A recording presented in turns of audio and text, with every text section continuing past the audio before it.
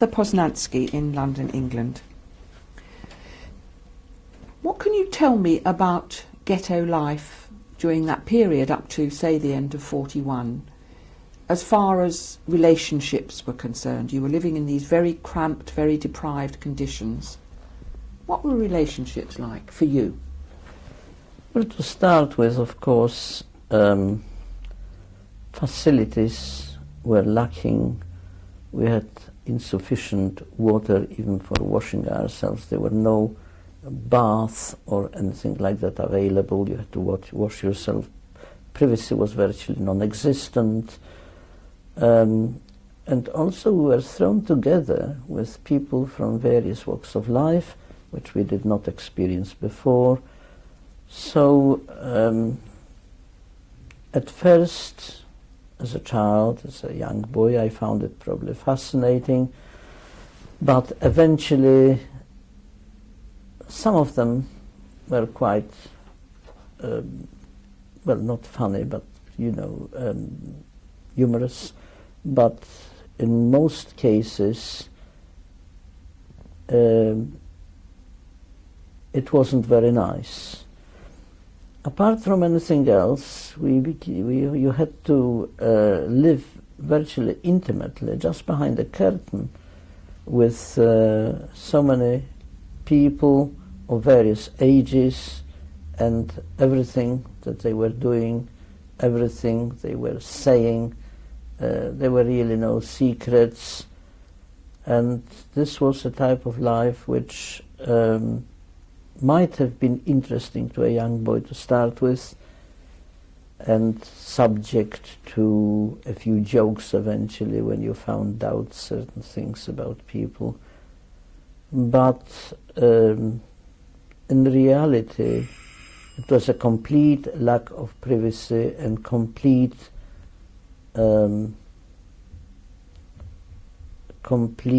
breakdown of life as we knew it.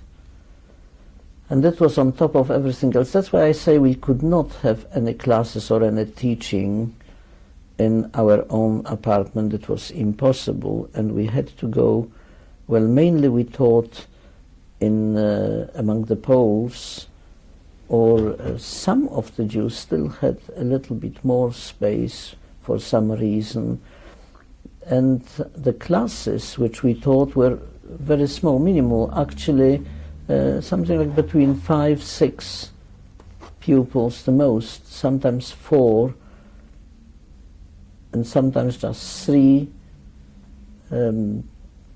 I found it, of course, quite easy to slip off my armband and saunter through the streets, parading as a Pole, and go to the other side of town, you know, to teach, because I was young and probably not so much suspected. Still, I was caught once, and I got 35 strokes on my backside in a police station. Germans or Poles? Germans.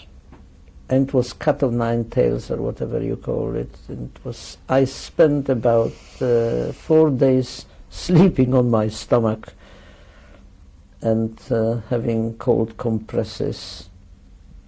And when I say backside, it wasn't just backside, my whole back was covered with wheels, which were absolutely raw.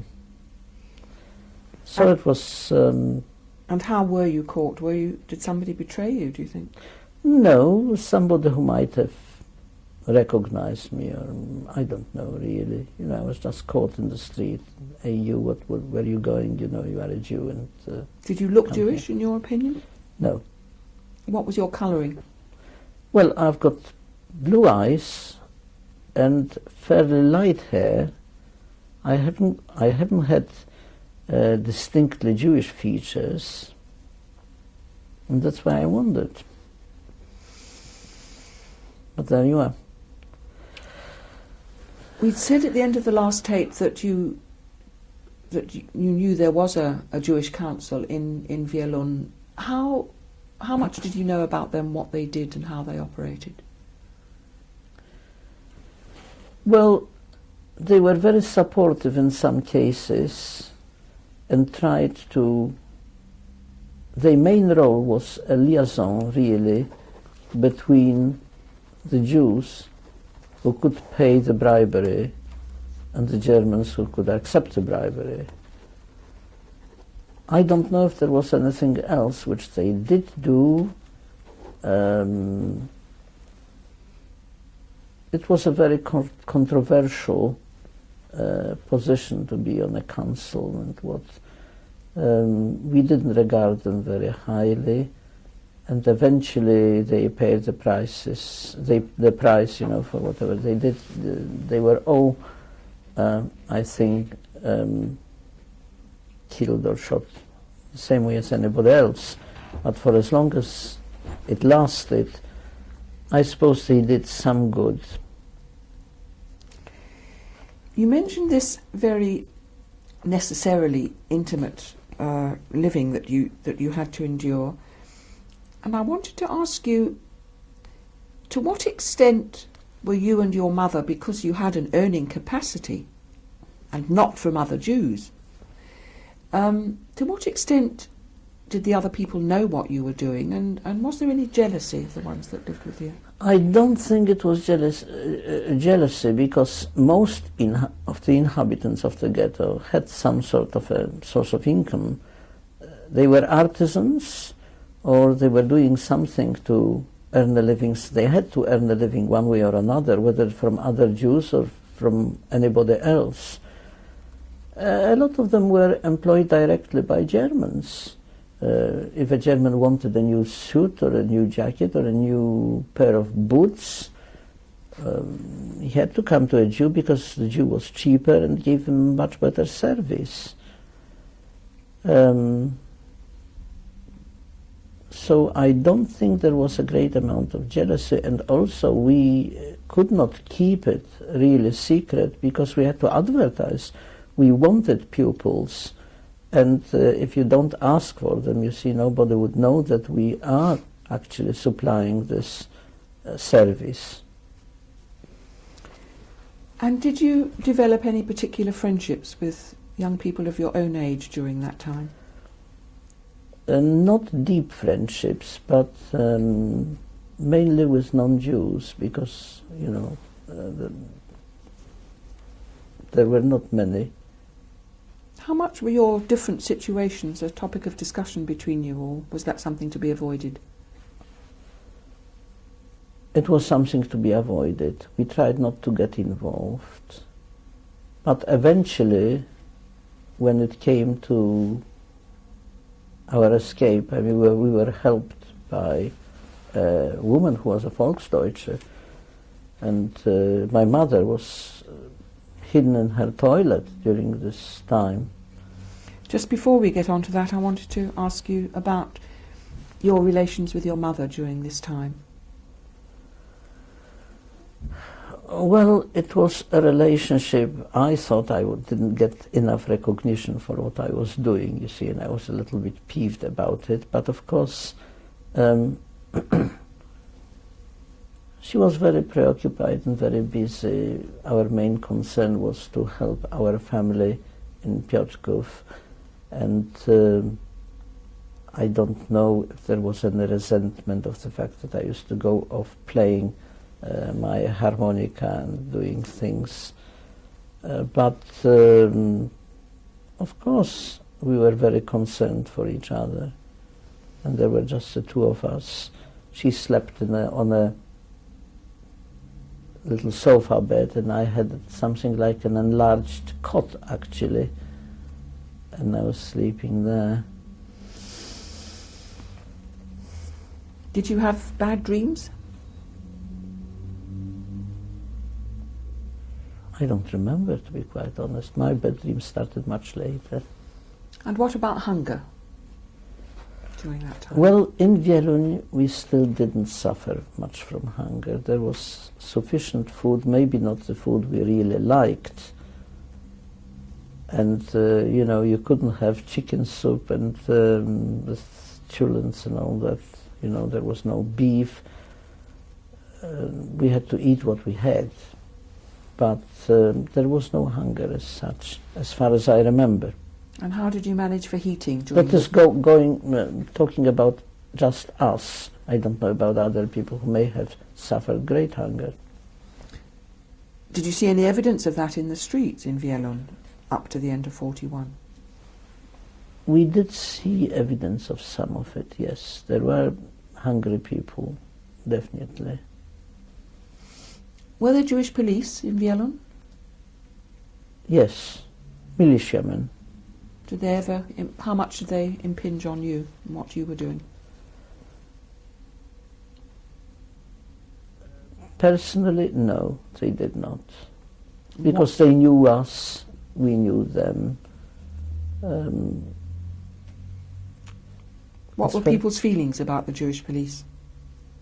Well, obviously nobody liked them, but sometimes they, as I say, they had to act as a liaison between the authorities and the general population. So they served the purpose, and so they may not have been liked very much. Were you ever offered a job in the Jewish police? No. I was too small, I was too young. How did you manage for heating during the winter? First of all, it was very cold. We had to dress quite warm, even indoors. You didn't go to bed even without some sort of a clothing. And of course we still had feather bedding and whatever it is to make things warm. So it wasn't too bad up to that time. And how and when did that come to an end? Well, it came to an end very abruptly, that one day black vans turned up at the end of our street and started chasing Jews into the black vans. No warning? They started, no warning whatever. And I don't know if our street was the first to get the deportation or there were streets before that, because nobody told us about it, but suddenly I just went out of the house and I was caught, get into the van. And of course I didn't. I had a very healthy distrust of the SS, and it was definitely an SS man, a huge man, who was standing there with a bayonet on his rifle and shoving all the people. And there were other people, of course, uniformed, I suppose, were either SS men or the killing squads, whatever they were, the Einsatztruppen people who were chasing Jews out of their lodgings, wherever they were, raus, raus, raus, and into the van. They were never told where they were being taken, what is it for. It's just a dragnet. But nobody thought about it any different. Maybe they thought, well, they are taking everybody to Lodz ghetto because, or something. You know, maybe this ghetto is being emptied of Jews. But when I was told to jump into the van, being small, I simply squatted onto the ground, turned around, between this assessment's legs, and I just stood behind him. And funnily enough, 2 houses away from ours, there was a fence leading to an orchard. Somehow, I don't know how I vaulted over that house. I just managed to catch the top of that fence and vaulted over it. And it was very severe winter. It was quite cold, and I had very heavy overcoat on me, plus whatever I was wearing. So I fell into the snow on the other side, and when I picked myself up, I read enough and heard enough about things to know that you cannot just run from somebody who is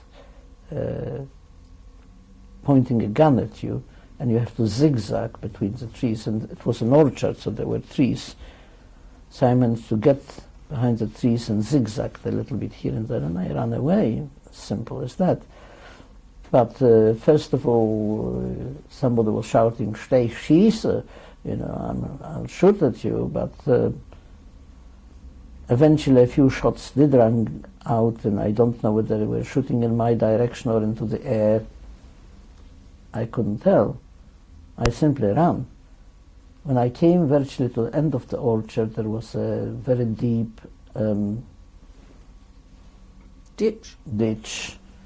I ran into the ditch and tried to cover myself with the snow which was all around, you know, and I just stayed there. Of course I was shivering, and I lay there for some hours thinking, now what is it all about? What's going on? What is happening to us? And where is my mother? Had she been at home when you left? No, she has not been at home. No, she was teaching somewhere. And I stayed in that ditch till nightfall, very simply afraid to crawl out. But then I decided it's time I moved out, and I went, instead of back to the ghetto, you know, on a roundabout way to one of the houses of one of my pupils, you know, Polish things, and so the ones have gone. Don't worry, you can go back to the ghetto. I said, where are they taking these people? What's going on? He says, well, we don't know anything. Have you seen my mother? No. And I started cruising around the various houses when I knew, and eventually I came across my mother, who was in tears, and you know, that was with a German woman, a Volksdeutsche woman. And I suspect she knew what this deportation was, because quite obviously some of her relations, or her husband or lover or whoever, might have been connected with the army or SS or whatever. But she wouldn't say anything except, listen, this is the German Reich, there is only one thing. Things might be much better for Jews on the other side of the border. You know, in the, what they call General Government Warsaw. So my advice is, run while you can.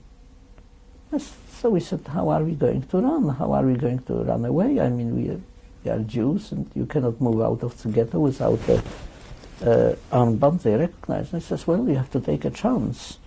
And if you want to know, I know a Polish man who has got a sleigh with a horse, and he might be able to take you, you know, if you pay him.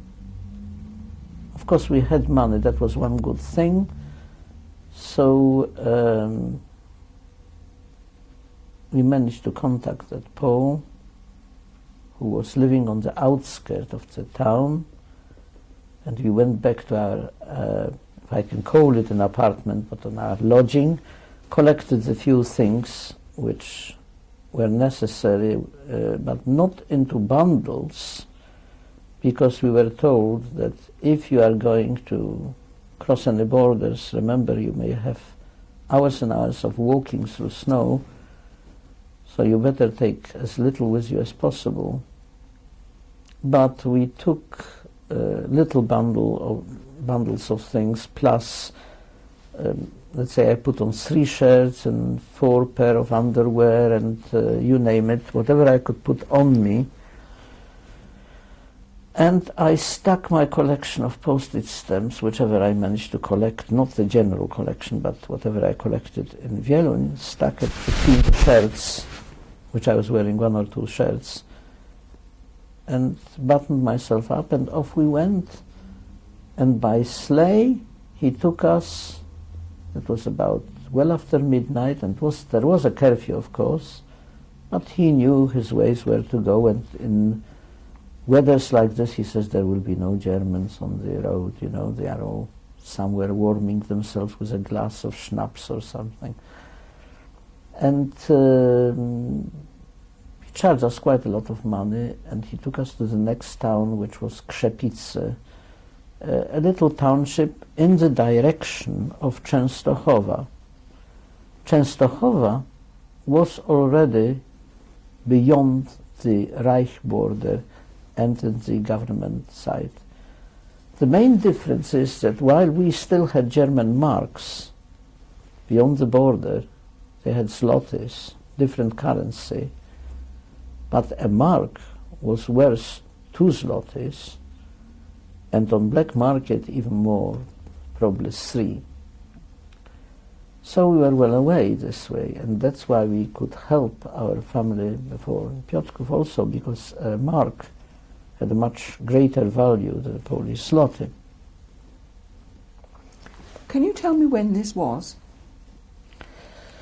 Well, I don't remember exactly, but I know it was, as I say, in the winter between 41 and 42. It could have been December or January. You see, we kept no diaries, and I really don't remember. Could have been during that time. Could have been even February, but really I can't tell. So what happened when you got to Krzepice? In Krzepice we had some friends, and we told them what is happening, that Jews are being deported from Wieluń. Could they help us out? And they say yes. As a matter of fact, they are expecting the same to happen here. And the only thing to do is to run away across the border to the Polish territory, to Częstochowa. But the only way to do it is to go. They knew a guide who was guiding smugglers with German goods across the border. So we could join the smugglers and take a chance, and go over the border. I don't know whether it was fortunate for us or rather a misfortune that it was really very, very, very cold. And I had a cold at that time and I was coughing. And I remember that once we joined, in the middle of the night, this group of smugglers, they put mufflers on my face to muffle the coughing, so he said that I shouldn't make a sound while we are going through sensitive spots. And we were walking and walking for miles and miles in knee-deep snow, forests and different paths through the wilderness, so to speak, until we came to one little hut on the edge of a forest.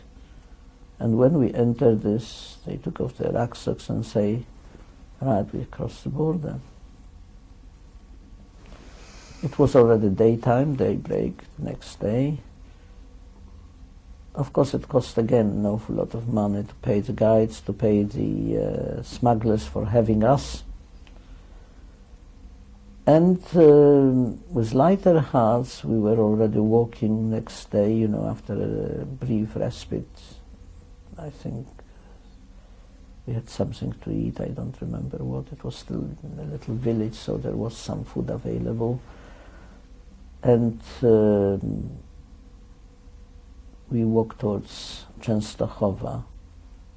We came across another village, and as we were speaking very clear Polish, that's another thing which I wanted to mention. A Jew could be recognized that very few Jews spoke very nice, good, clear Polish. In our case, we had no worry like that. So we could pass ourselves as Poles, and one way or another we reached Częstochowa. When you went back to Wieluń after the roundup to collect some things from your apartment, what was your impression about what had happened to the ghetto? Had it been cleared? Were there people still around? Oh, a lot of people were still around, of course. But nobody knew what was happening. I wonder if the Jewish Rat, as you call it, Jewish Council. council, whether they knew, but if they did know, nothing was being said. So that wasn't the point at which Vielon was cleared altogether then? It was. That was the beginning of the clearance. But there were still some people left, is what I mean. Well, there were, yes, some people finally left. Closed that area. But that was the beginning of the deportation. Mm. So what happened when you got to Częstochowa? Sorry. We had some old-time friends in Częstochowa. It was, again, a ghetto. We went to the ghetto, we met some people, but the ghetto was quite easy to get into. And we told them what is happening, and they advised us, well, you can do what you like. You can stay here in Częstochowa, or you can go further to Piotrków. But we were very weary, we were very, very tired, and never mind how much money we had, you know, it was diminishing very rapidly. And it was my mother's decision to simply go to the railway station, book tickets for a railway, and get to Piotrków. Again, she didn't look specially Jewish, neither did I, and we had no difficulty in booking tickets, and we were sitting there on the station without the any insignia of being Jewish, and only having little bundles with us, whatever it is.